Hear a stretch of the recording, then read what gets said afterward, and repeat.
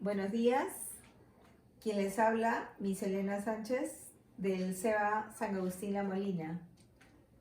El día de hoy, siguiendo las recomendaciones del gobierno, Aprendo en Casa, dictaré la clase para el tercero avanzado y será sobre el curso de Biología del área de Ciencia, Ambiente y Salud. El día de hoy nos toca trabajar los compuestos inorgánicos. Los alumnos de tercero podrán encontrar el tema en la página 5 del libro. Bien, sabemos que todos los seres vivos están formados por compuestos. Estos compuestos vienen de la unión de varios elementos.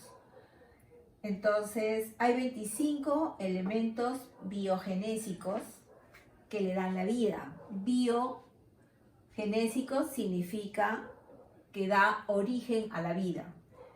Y estos elementos los encontramos en la tabla periódica. Muchos de ellos conocemos sus símbolos. Estos biogenésicos se dividen a su vez en dos grandes grupos. Dos importantes grupos, que son los elementos organógenos y los elementos oligoelementos. ¿Qué significa elementos organógenos? Elementos organógenos significa elementos que van a formar macromoléculas, que van a formar carbohidratos, lípidos, proteínas, y entre ellos vamos a tener a los siguientes elementos: carbono, hidrógeno, oxígeno y nitrógeno. Cuando ellos se combinan, forman lo que ya mencioné: carbohidratos, lípidos, proteínas. Y el otro grupo viene a ser los elementos llamados oligoelementos. ¿Qué significa oligoelementos? Significa que estos elementos son necesitados por nuestro organismo en pequeñas cantidades, en muy pequeñas cantidades. Y entre ellos tenemos a los principales: calcio, magnesio, yodo, potasio, cromo, flúor, selenio, cobalto, zinc, sodio, cloro, fierro, arsénico, azufre, silicio, manganeso, molibdeno, cobre, níquel y cloro. Estos elementos no necesitamos comerlos en grandes cantidades, simplemente se necesitan trazas y los vamos a encontrar en algunos determinados compuestos. Continuamos. Entonces, recordando que el carbono, el hidrógeno, el oxígeno y el nitrógeno van a formar las proteínas, los lípidos, los carbohidratos, que son macromoléculas y pertenecen a los elementos organógenos. Ahora estudiaremos los elementos que necesitamos, los oligoelementos que los necesitamos en pocas cantidades, de los cuales el calcio es el que más abundante lo tenemos en nuestro organismo. Su símbolo es Ca, y en nuestro cuerpo, para la formación de huesos, debe estar en la relación 2:1. Quiere decir que por 2 porciones de calcio debe haber una de fósforo para que cumpla su función. También es importante decir que de todo el calcio que hay en nuestro cuerpo, ¿dónde lo vamos a encontrar? El 99% está en nuestros huesos y el 1% lo encontramos en los músculos, en los tejidos blandos y en el plasma.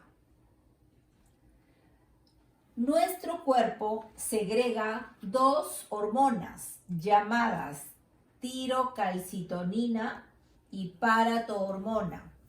Esas hormonas van a regular la cantidad de calcio que va a haber en mi sangre. También cabe recordar que para que tenga efecto el calcio, debemos consumir la vitamina D.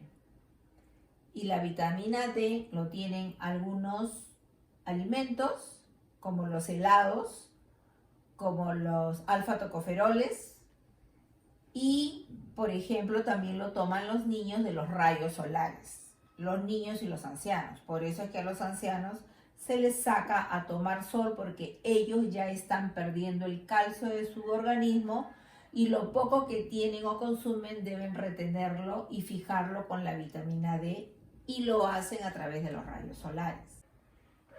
También el calcio va a intervenir en las funciones cardíacas, o sea, interviene en las funciones de nuestro corazón. Interviene en la coagulación sanguínea. Cuando nuestra sangre tiene que coagular, debe haber la presencia del calcio. Interviene en la formación no solo de los huesos, también de los dientes. Interviene también en la contracción muscular. Hemos hablado del calcio y es importante recordar que los alimentos que contienen este elemento son los productos lácteos.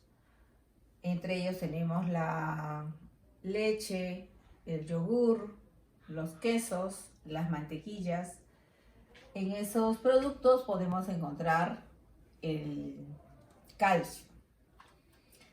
El fósforo también es un oligoelemento cuyo símbolo es P, y vamos a encontrarlo en los huesos, en los dientes, en los músculos, en las neuronas y en la sangre. Es muy importante componente de los ácidos nucleicos. Al hablar de los ácidos nucleicos, estoy refiriéndome al ARN y al ADN. ¿Dónde encontramos el fósforo? ¿En qué alimentos lo vamos a obtener? En los productos que contienen proteína animal de pescado, ¿no? Ahí vamos a encontrar al elemento fósforo. Otro elemento fundamental llamado oligoelemento es el hierro, cuyo símbolo es Fe. ¿Y para qué nos sirve? Es fundamental para formar la hemoglobina que tenemos en la sangre. ¿Y para qué se debe formar la hemoglobina? Para llevar oxígeno y que se haga la respiración tisular. ¿Qué es la respiración tisular? Es el intercambio gaseoso. Toma el oxígeno del aire y elimina el CO2. El hierro, ¿dónde lo encontramos? Tenemos muchos alimentos que van a colaborar para que se forme el hierro en la sangre, para que forme la hemoglobina. Lo encontramos entre los vegetales, en las lentejas, en los frijoles, y también lo encontramos en las carnes rojas. Además también lo encontramos en el huevo. Ahí vamos a encontrar el hierro, que es importante para que no nos dé la enfermedad carencial llamada anemia. Es importante consumir una adecuada cantidad de hierro en nuestra alimentación. El otro oligoelemento importante es el sodio. El sodio, cuyo símbolo es Na, y a veces lo vamos a encontrar con Na, con una crucecita. Cuando lo encontramos así, es un catión, y es el catión más abundante que encontramos dentro de una célula. ¿Y para qué sirve ese ion catión dentro de la célula? Para regular la presión osmótica. ¿Y qué era la presión osmótica? Es aquella presión que impide que se pierda el agua innecesariamente de las células. Entonces, si no hubiera este catión, no habría una regulación de la presión y perderíamos agua. Y cuando una célula pierde agua, puede morir. El sodio lo encontramos o lo consumimos básicamente en la sal, el cloruro de sodio, que al llegar a nuestro organismo se va a desintegrar, el cloro va a ir a cumplir su función y el sodio va a ir como un catión. El cobalto.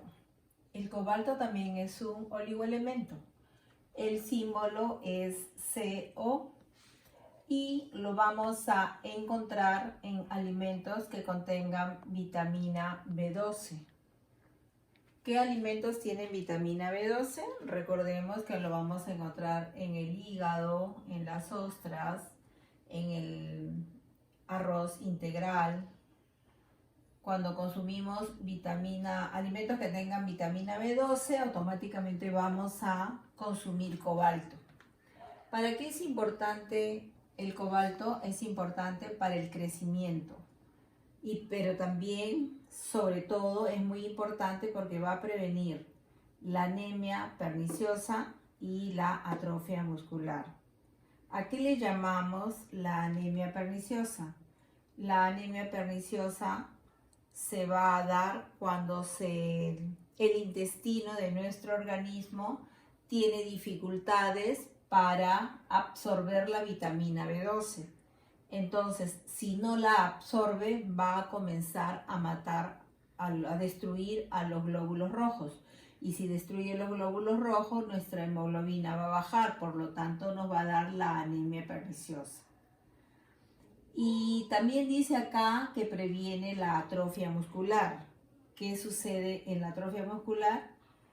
Aquí, si consumimos el cobalto, que lo encontramos en la vitamina B12, va a reducir la destrucción de la masa muscular, va a evitar que se atrofie el músculo y que podamos quedar paralíticos. El zinc es otro oligoelemento cuyo símbolo es ZN. Sirve para formar enzimas. ¿Qué son las enzimas? Son sustancias que sirven para acelerar o retardar una reacción química. En este caso va a intervenir en las reacciones químicas que hace nuestro organismo. Pero también encontramos que es importante para la respiración tisular.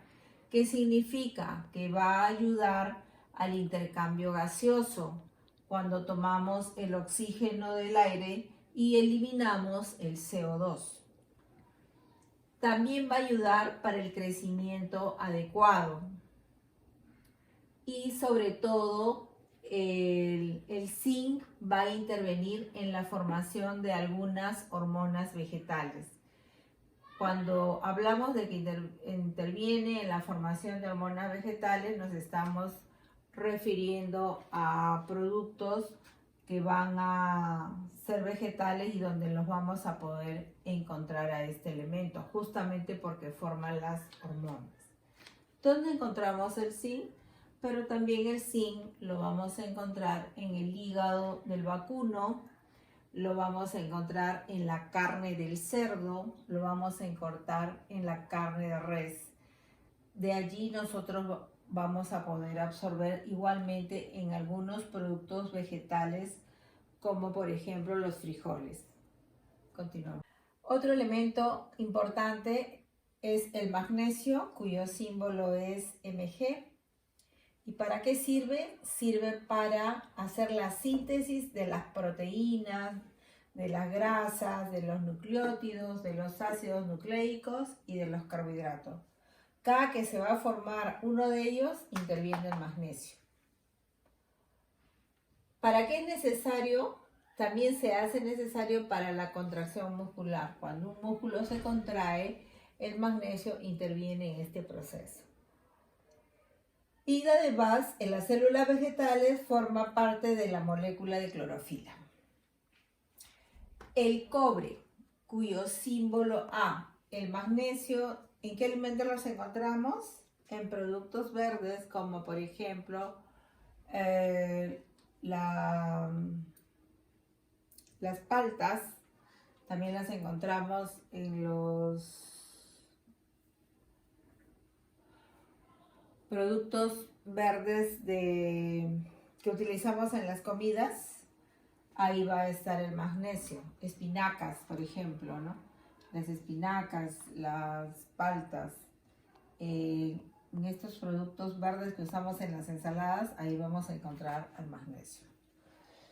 El cobre. El cobre cuyo símbolo es Cu. lo encontramos en altas concentraciones del hígado, en el corazón, riñón y cerebro. ¿En qué interviene? En la absorción del fierro. Quiere decir que él va a ayudar al intercambio gaseoso cuando tomamos el oxígeno y eliminamos el CO2, y también va a formar hemoglobina. Interviene en la coagulación de la sangre. ¿Dónde encontramos el cobre? El cobre lo vamos a encontrar en los productos de carnes, de hígados, de reses, de vacuno.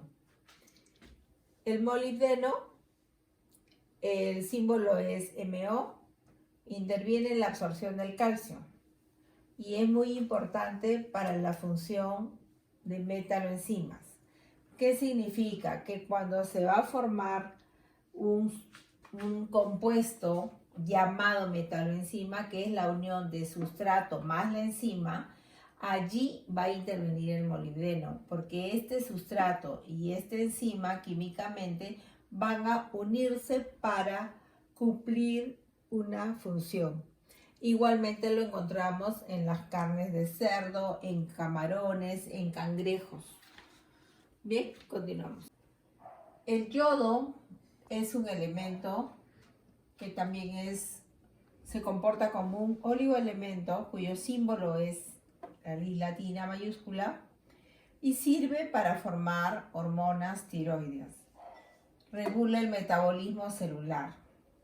Al formar hormonas tiroideas quiere decir que tiene que ver con el crecimiento de la persona y también tiene que ver con alguna deformación.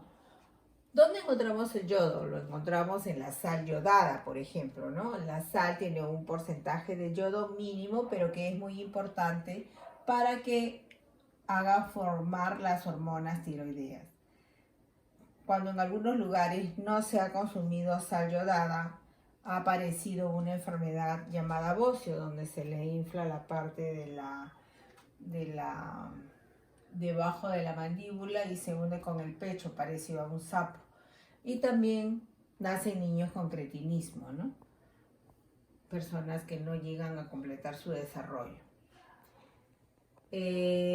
¿Dónde encontramos el yodo? Ya les dije, en la sal yodada y también en algunos compuestos o alimentos que tienen yodo y vienen mayormente alimentos marinos. El selenio tiene también como símbolo Se y es un componente importante de enzimas antioxidantes.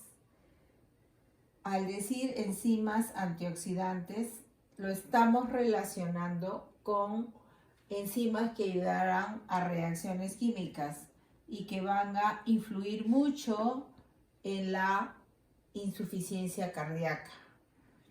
Las enzimas, como les dije yo anteriormente, son los que aceleran o retardan una reacción. De no haber selenio en la alimentación, podríamos producir insuficiencias cardíacas que nos pueden llevar hasta la muerte. ¿Dónde encontramos el selenio? En los champiñones, en los granos, en los cereales y sobre todo en los ajos. Los ajos dentro de sus componentes van a tener el selenio. El manganeso. El manganeso, cuyo símbolo es Mn, lo vamos a encontrar en bastante cantidad dentro de las mitocondrias. ¿Y para qué sirven las mitocondrias? Las mitocondrias son organelos que sirven para la respiración celular. ¿Qué hace el manganeso? El manganeso activa enzimas. O sea, quiere decir como que le prende el switch para que la enzima comience a funcionar.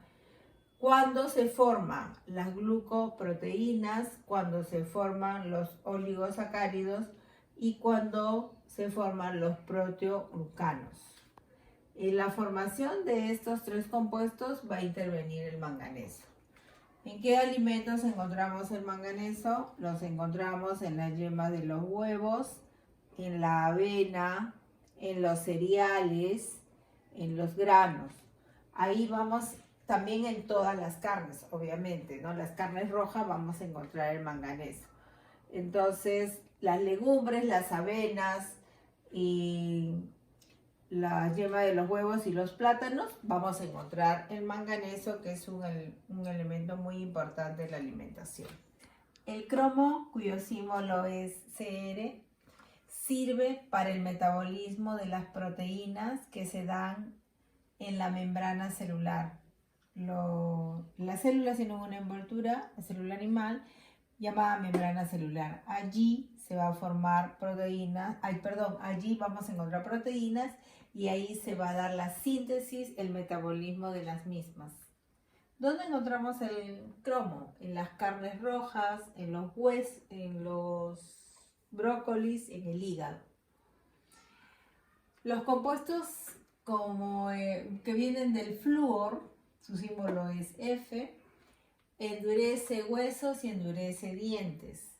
Este elemento en algunos países ya lo han agregado al agua potable para que ayude en el endurecimiento de los huesos y que le haga frente a la degradación de los dientes o picaduras.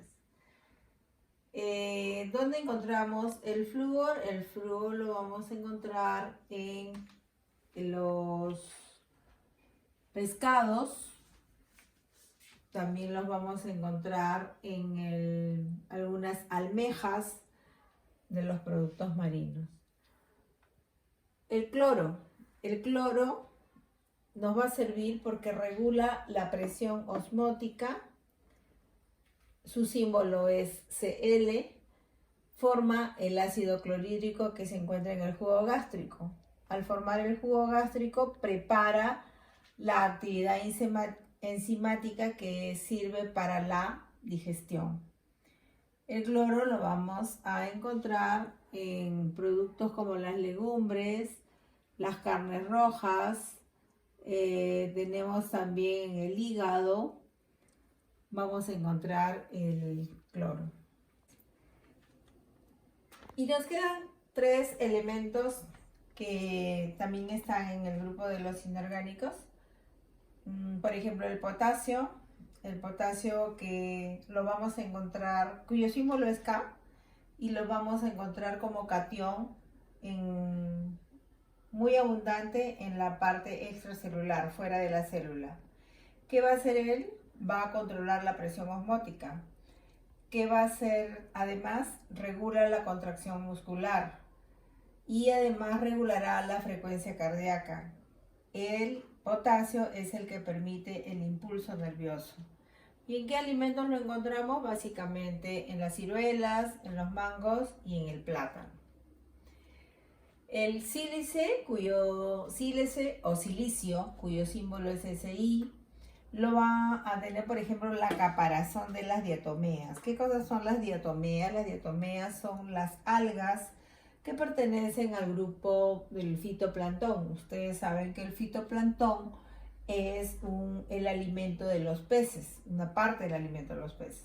Entonces, automáticamente lo vamos a encontrar también nosotros en productos tales como las frutas cítricas. Las frutas en general van a contener sílice.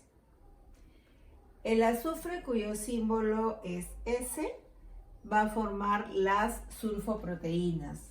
Las sulfoproteínas no son otras cosas más que las proteínas. Las proteínas en sí siempre van a contener azufre. ¿Y dónde vamos a encontrarlo? Básicamente el azufre lo encontramos en el huevo y en el ajo. Allí vamos a encontrar este elemento. Todo lo que hemos mencionado hasta el momento son elementos y ahora pasaremos a enumerar algunos compuestos inorgánicos que se han clasificado en lo siguiente.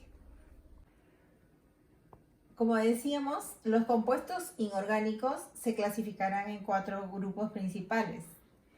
El primero está formado por el agua.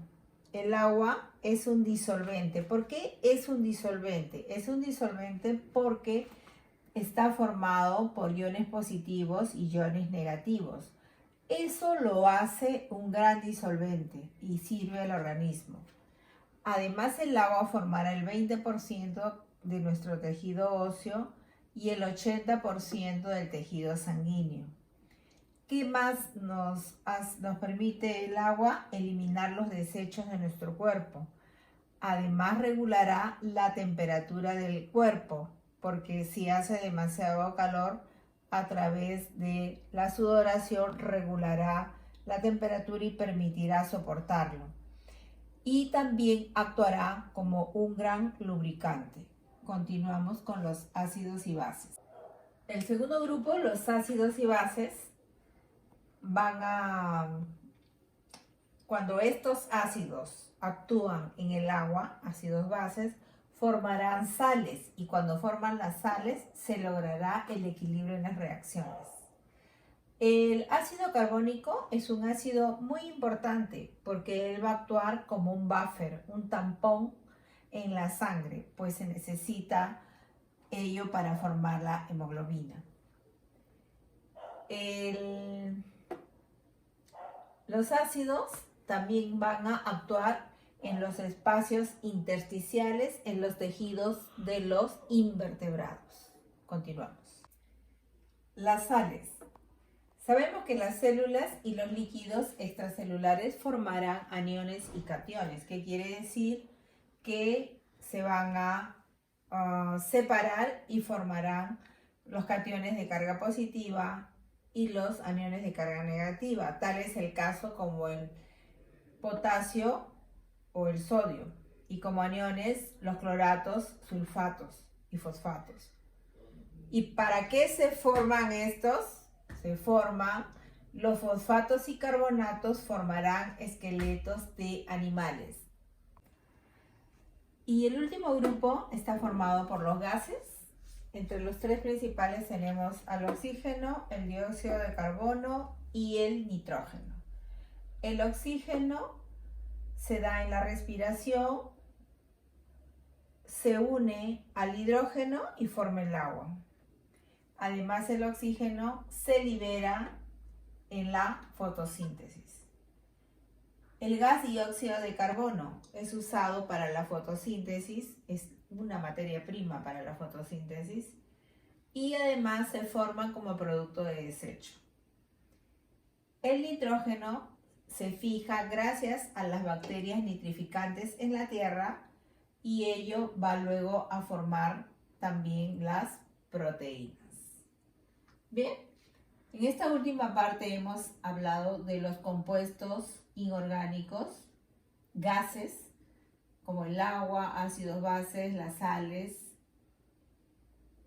y los gases. Aquí hemos terminado con esta parte inorgánica de los compuestos, y esto nos ha permitido reconocer que todos los elementos que nosotros vemos en la tabla periódica son importantes para la formación de ser vivo. Todos absolutamente tienen una función especial, una función importante, y gracias a ellos permiten que el organismo crece y se desarrolle para producir. Entonces, a continuación, dejaré la tarea para los grupos correspondientes. Espero que haya sido clara la clase. Continuamos con la tarea que le corresponde a cada uno. Estoy indicando en estos momentos la tarea para los alumnos del grupo de lunes, miércoles y viernes. Tendrán que realizar la página 7 y 8 de vuestro libro. Igualmente, para los alumnos de sábado y domingo tendrán que realizar los ejercicios de la página 7. Esperando que la clase haya sido de su agrado, les recomiendo que se detengan en cada parte del video a recordar sus conocimientos de las clases anteriores, para que puedan resolverlos y además aumentar los conocimientos que ya se tienen. Muy bien, nos veremos la próxima clase.